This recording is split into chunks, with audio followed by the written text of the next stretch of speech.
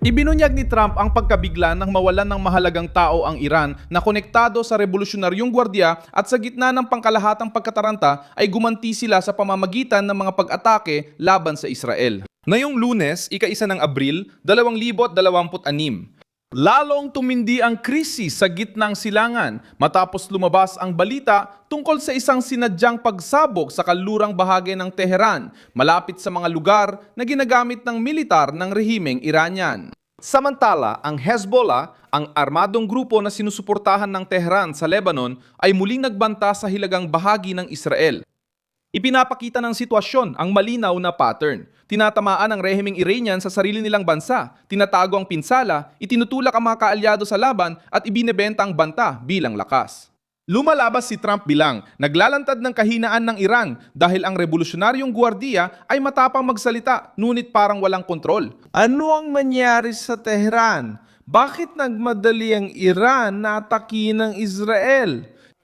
Paano ginagamit ni Trump ang pagsiklab na ito para lalong higpitan ang rehimen? Sasabihin ko na sa iyo lahat. Kung gusto mo ng diretsong content, mag-subscribe ka na dahil araw-araw may ganitong video dito.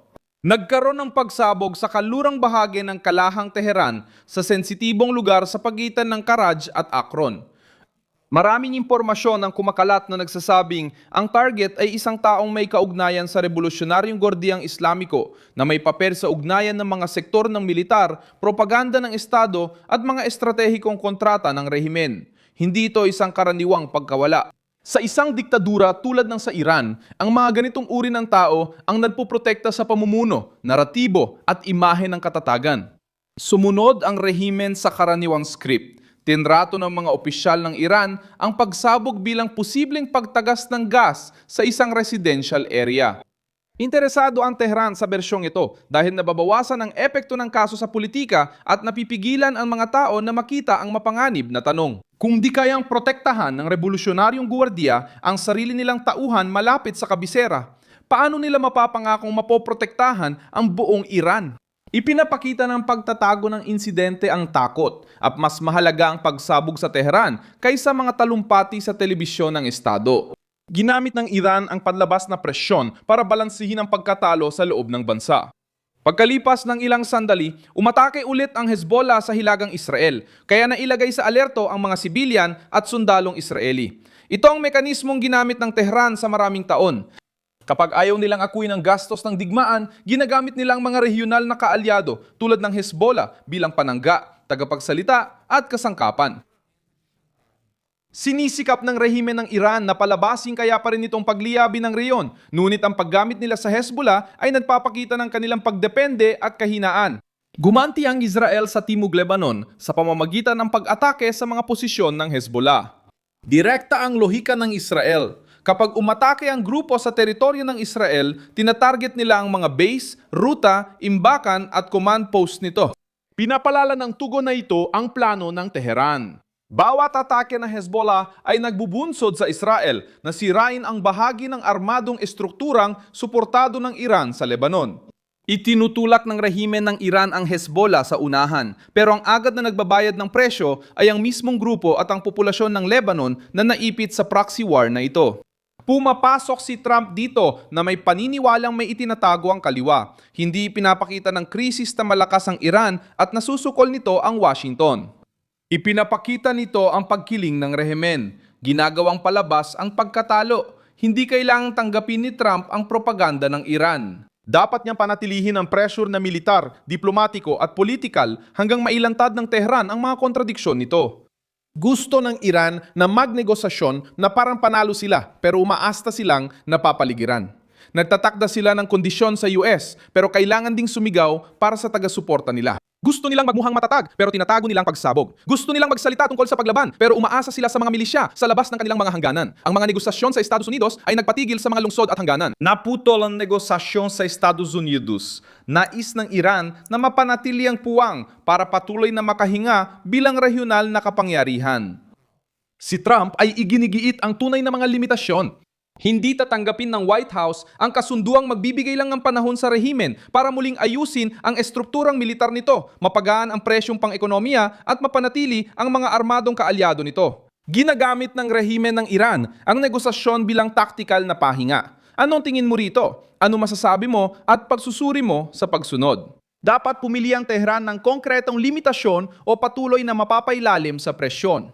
May paloob ding problema ang revolusyonaryong gwardiya. Ang oposisyon ng Iran na nasa pagkatapon kung saan si Reza Pahlavi ay isa sa pinakamalalakas na tinig ay naninindigang hindi dapat magpadala ng mga sundalong Amerikano sa Iran ang Estados Unidos. Naniniwala silang kaya ng mga Iranian labanan ng rehimen basta may konting proteksyon laban sa panunupil.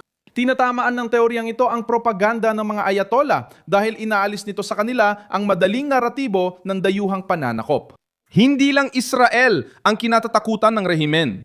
Ito ay kombinasyon ng panlabas na presyon, pantalikod, pag-aalsa ng mamamayan at pagkawala ng tiwala sa sariling seguridad. Ang pag-atake sa Israel ay mensahe rin para sa radikal na base ng rehimen, lalo na matapos ang isang pagkawala na may kaugnayan sa revolusyonaryong gwardya, kaya kailangan magpakita ng reaksyon ang mga kumander.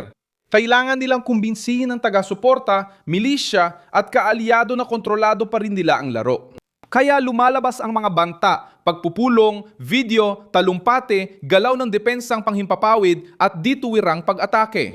Ang sunod-sunod na pangyayari ay kabaligtaran ng pinapakita. Ang may kontrol ay hindi kailangang magpakitang gilas palagi. Nararamdaman ng Hezbollah ang paghina sa Lebanon. Sinisikap ng grupo na patunayang kaya pa rin itong bantaan ng Israel, ngunit bawat atake ay nagiging dahilan para palakihin ng Israel ang opensiba. Ang Timog Lebanon ay patuloy na lugar ng tensyon.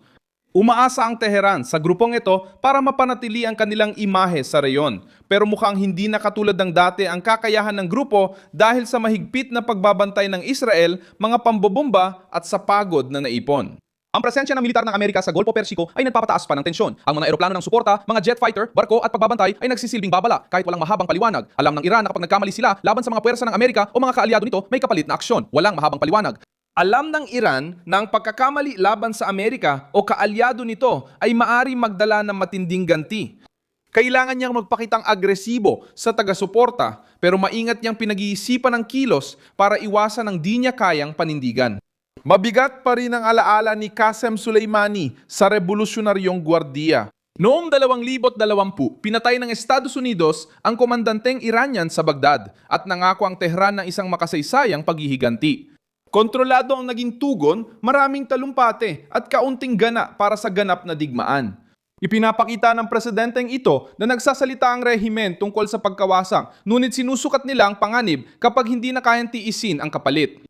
Ngayon, habang inaatake ng Israel ang Hezbollah, naglalagay si Trump ng pressure sa mga negosasyon at may mga ulat ng pinsala sa loob ng Tehran, muling dumilitaw ang parehong pattern.